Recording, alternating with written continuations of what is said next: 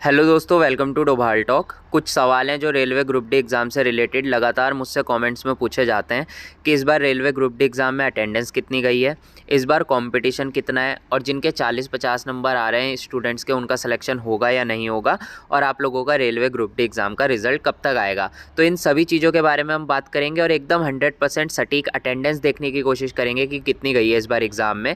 तो वीडियो को आप सभी ने पूरा देखना है। वीडियो अगर आपको पसंद आती है तो वीडियो को लाइक ज़रूर करना है। सबसे पहले हम कंपटीशन की बात कर लेते हैं कि इस बार कंपटीशन कितना है। तो अगर मैं आपको सीधी और साफ भाषा में बताऊं तो इस बार ज़्यादा कंपटीशन आप लोगों को रेलवे ग्रुप डी एग्ज़ाम में देखने को नहीं मिल रहा है और इसके ना बहुत सारे कारण हैं। पहला कारण तो यह है कि एग्ज़ाम ना बहुत ज़्यादा डिले हो गया है।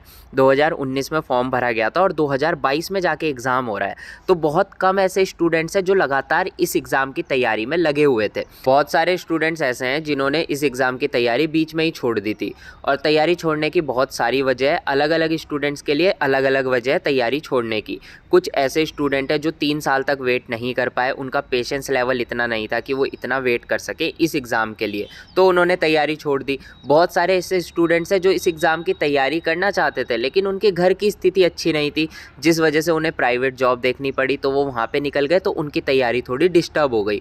और एक चीज़ आप लोगों ने नोटिस की होगी कि जो 2018 वाली वैकेंसी थी रेलवे ग्रुप डी की, उसका एग्ज़ाम हुआ था और उसके तुरंत बाद 2019 वाली वैकेंसी आ गई थी। तो बहुत सारे ऐसे स्टूडेंट्स भी हैं जिनको पता ही नहीं था कि वो 2018 वाली वैकेंसी में सेलेक्ट है या नहीं। उन्होंने फॉर्म तो भर दिया 2019 वाली वैकेंसी का, लेकिन जैसे ही उन्हें पता चला कि वो 2018 वाली वैकेंसी में सेलेक्ट है तो वो वहाँ पर चले गए।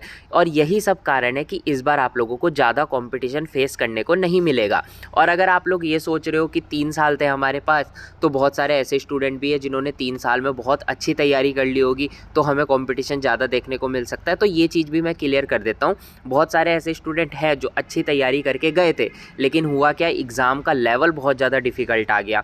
जैसा 2018 में लेवल था उसके मुताबिक काफ़ी डिफ़िकल्ट लेवल था।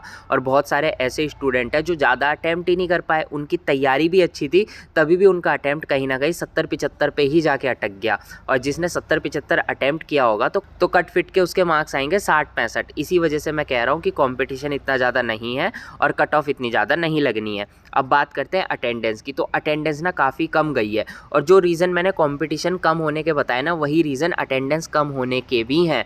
बहुत सारे ऐसे स्टूडेंट हैं जो एग्ज़ाम देने नहीं पहुँचे क्योंकि वो या तो कहीं ना कहीं सेलेक्ट हैं या फिर उनकी तैयारी अच्छी नहीं थी और सेंटर बहुत दूर था, तो उन्हें लगा यार तैयारी अच्छी नहीं है, इस बार सिलेक्शन होना नहीं है, तो हम ये एग्ज़ाम देने ही नहीं जाते हैं, क्यों फालतू का हम खर्चा करें, तो वो एग्ज़ाम देने नहीं पहुँचे।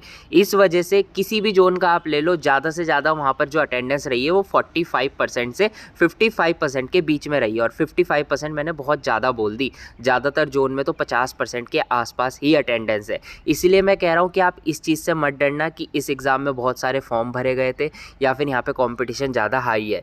इस एग्ज़ाम में अगर आप लोग ध्यान दोगे, डेटा को एनालाइज करोगे, तो आपको पता चलेगा कि अटेंडेंस भी काफ़ी कम है और कंपटीशन तो काफ़ी ही ज़्यादा कम है। अब उन स्टूडेंट्स की बात कर लेते हैं जिनके 40-50 नंबर आ रहे हैं, उनका सिलेक्शन होगा या नहीं होगा।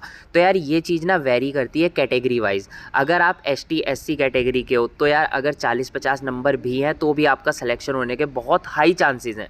और अगर आप EWS या OBC में हो और 50 से आपके थोड़े से ज़्यादा मार्क्स है, 50-55 के बीच, तो बड़े आराम से आप लोगों का सिलेक्शन हो सकता है। और अगर आप जनरल कैटेगरी के हो और 55 से ज़्यादा मार्क्स है, 55, 60, 65 ऐसे आ रहे हैं, तो आप लोगों का सिलेक्शन होने के बहुत हाई चांस है। अब ये थोड़ा जोन वाइज भी वेरी करेगा, किसी जोन में थोड़ी हाई कट ऑफ होगी, किसी जोन में थोड़ी कम कट ऑफ होगी, लेकिन मैं इतना तो आप लोगों को बोल सकता हूँ कि अगर आपके 55-60 मार्क्स है ना जनरल कैटेगरी के, तो आप लोगों को PET के लिए बुला लिया जाएगा। और PET अगर आप क्वालिफाई कर लेते हो तो डायरेक्टली अगर आपका सिलेक्शन नहीं भी हुआ तो आप लोगों का सिलेक्शन वेटिंग लिस्ट के थ्रू तो हो ही जाएगा। इसलिए मैं कह रहा हूँ कि अगर आप जनरल कैटेगरी में हो, 50, 55 या 60 मार्क्स आ रहे हैं, तो आप तैयारी में लगे रहो। 50 तो ज़्यादा ही कम हो गए जनरल के लिए, लेकिन 55-60 भी है ना जनरल कैटेगरी में, तो भी आप लोग अपनी PET की तैयारी में लगे रहो, यहाँ पर आपके सिलेक्शन होने के हाई चांस है। और ST SC वाले तो 45-50 में भी PET की तैयारी करते रहे, यहाँ पर हाई चांस है कि आप लोगों को नौकरी मिल जाएगी। अब बात कर लेते हैं कि रेलवे ग्रुप डी एग्जाम का रिजल्ट कब तक आ सकता है। तो मैंने अपनी पिछली वीडियोज़ में भी आप लोगों को बताया है कि रिजल्ट आप लोगों को नवंबर के महीने में ही देखने को मिल जाएगा। अब एग्जैक्ट डेट मैं नहीं बोल सकता, हाई चांस तो यह है कि 20 से 25 के बीच, 25 तारीख से पहले आपका रिजल्ट आ जाए। अगर थोड़ा डिले भी होता है तो 30 तारीख से पहले रिजल्ट आ जाएगा, पर नवंबर मंथ में ही आप लोगों को रिजल्ट देखने को मिल जाएगा।